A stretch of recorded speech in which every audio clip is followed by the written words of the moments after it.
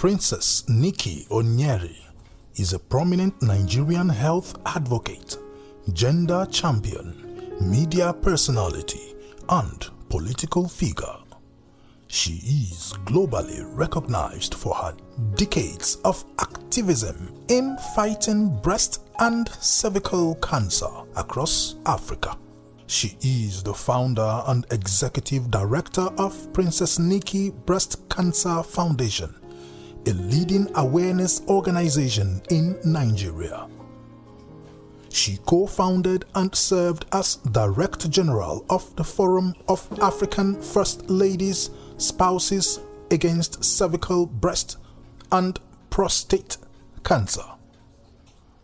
She continues to advocate heavily for federal interventions, pushing for standard cancer diagnostic centers and structured national treatment policies.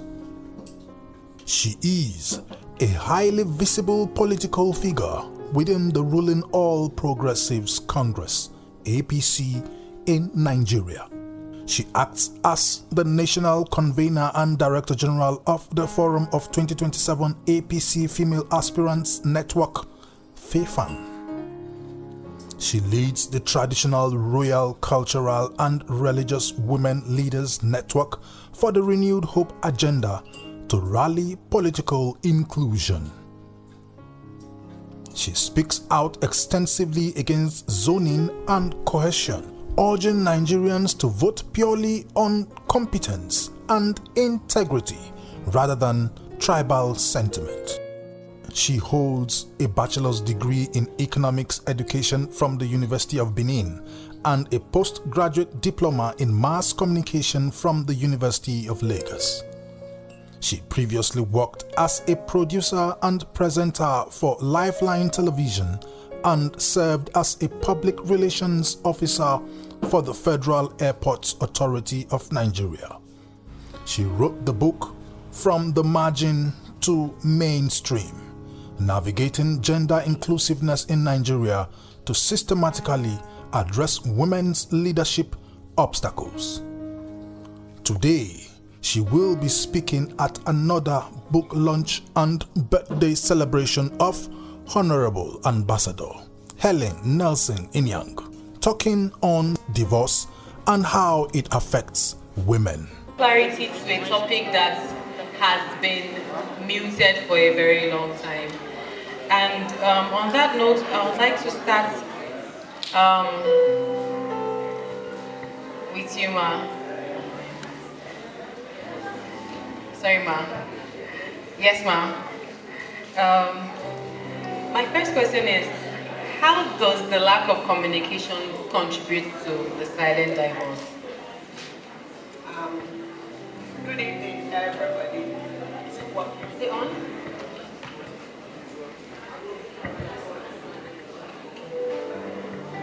Hello. I must congratulate the birthday girl and the author who has joined our club of authors. I've written some myself and launched it also during my birthday celebration. So please, a round of applause. Wherever you're standing, we need you to dance. I'm the national convener of. Okay. I'm saying that I'm the national convener forum of aspirants, female aspirants, and candidates network, and also lead the traditional women leaders. I will talk from my own personal experience.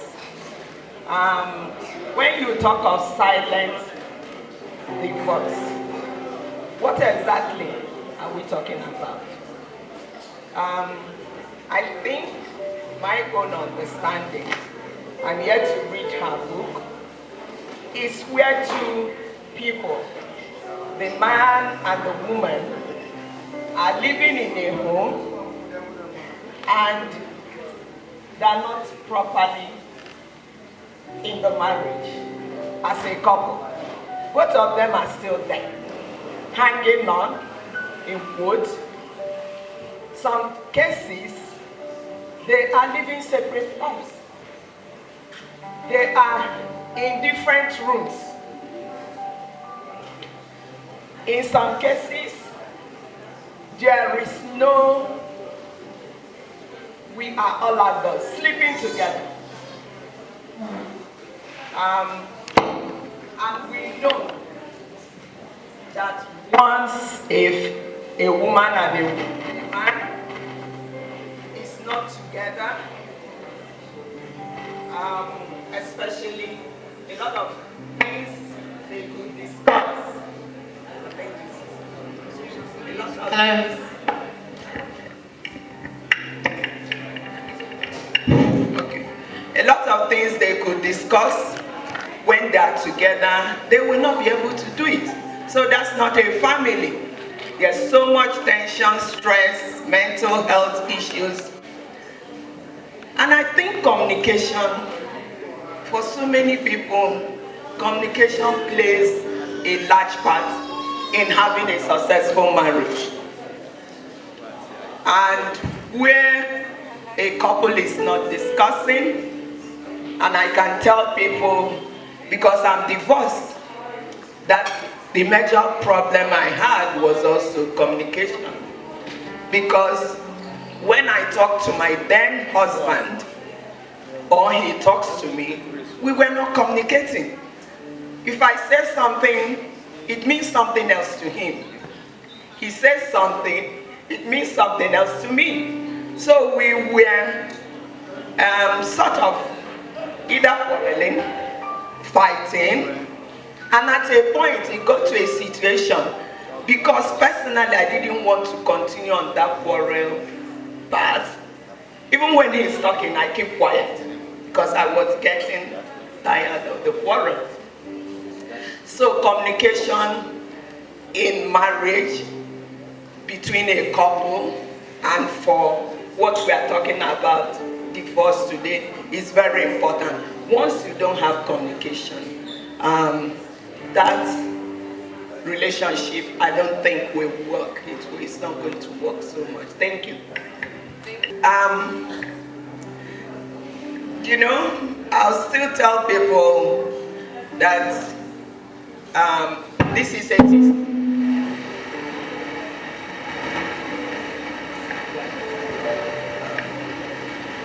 it falls more on the woman,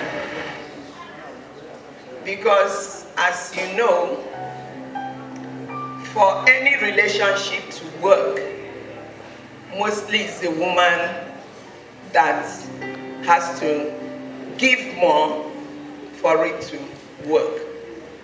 And in this instance, it affects the mental health. It brings tension in the family.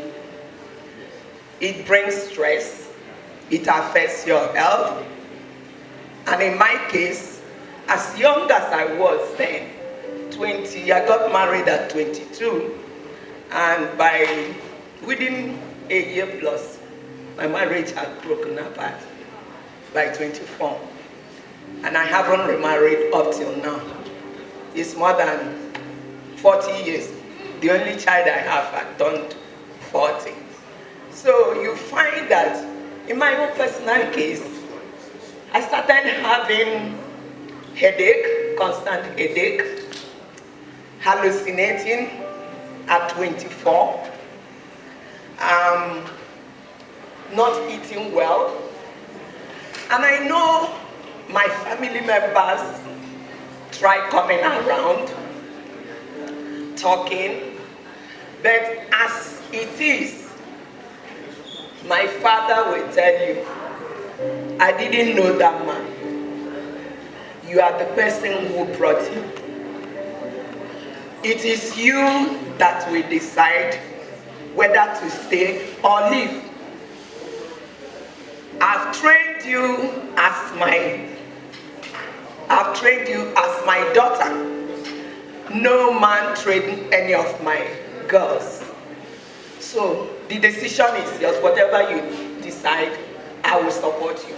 And I think by the time I made the decision to leave, my husband didn't ask me to leave. I made the decision that if I'm going to be alive, I need to walk away. That's a very huge decision for a 24-year-old girl with a young baby of a year plus. But the point is that, am I better off? Yes. Am I succeeding? Yes. Do I have some regrets? Yes. But am I healthy? Yes. I am living my life now. Please give me a round of applause. And let me take this opportunity to talk to you women. I'm not saying leave your family, but don't die. Don't kill yourself. I have friends who have stayed in marriages, in the so-called marriages, that are not living with their husband. You know what it means? You are not having sex with your husband. Is that life? It cannot be marriage. So what I'm saying is that if it's not working, try your best to make it work. But there are impossible cases. And I'm saying, yes, I'm having some regrets. Oh, maybe if I did more, I could have moved. That is because I'm alive. Supposing I had died, I have friends who have died in their marriages because they didn't take that bold decision. Please, women, try and make your marriage work, but where it's not possible, walk away. Thank you.